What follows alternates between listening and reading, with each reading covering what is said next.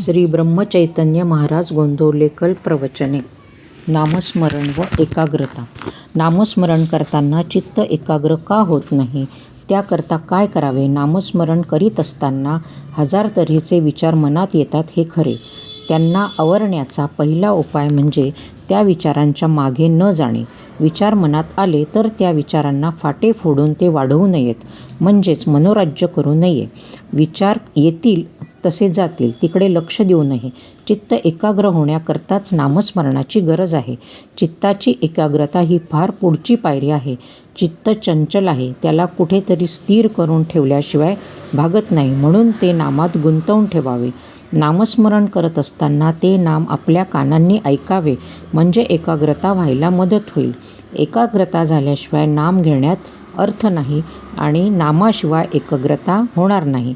या संशयात न पडता साधे सोपे नाम घ्यावे, म्हणजे आपोआप एकाग्रता येईल. दुसरी गोष्ट अशी की ज्याची आपल्याला आवड असते त्यात आपल्याला एकाग्र होता येते. आपल्याला विषयाची आवड असते, म्हणून विषयाचे सेवन करताना आपण एकाग्र होतो. मग त्याचप्रमाणे विषयांच्या ऐवजी आपण परमात्म्याची आवड धरली तर त्या ठिकाणी एकाग्रता येणार नाही का? म्हणून आज विषयाची जितकी आवड आहे तितकीच देवाच्या प्राप्तीबद्दलही आवड ठेवावी, म्हणजे आपल्या त्याच्या ठिकाणी एकाग्रता होता येईल. एकाग्र होणे म्हणजे त्या ठिकाणी समरस होणे. मीठ पाण्यात टाकले म्हणजे ते पाण्यातून वेगळे राहते का? योग्य केल्याने एकाग्रता होता येईल खरे, पण जोपर्यंत समाधी तोपर्यंत ती एकाग्रता टिकेल.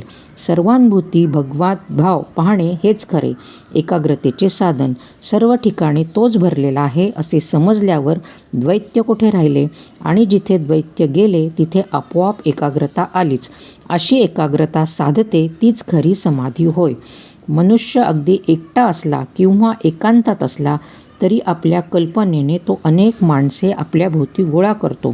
विशेषतः विद्वान लोकांना कल्पना जास्त असतात, तेव्हा कल्पना करायचीच तर ती भगवंताविषयी करूया. भगवंत हा दाता आहे, त्राता आहे, सुख देणार आहे, अशी कल्पना आपण करूया. त्यातच खरे हित आहे. कल्पनेच्या पलीकडे असणारा परमात्मा आपण कल्पनेत आणून सगुण करावा आणि तेथेच आपले चित्त स्थिर करण्याचा प्रयत्न करावा.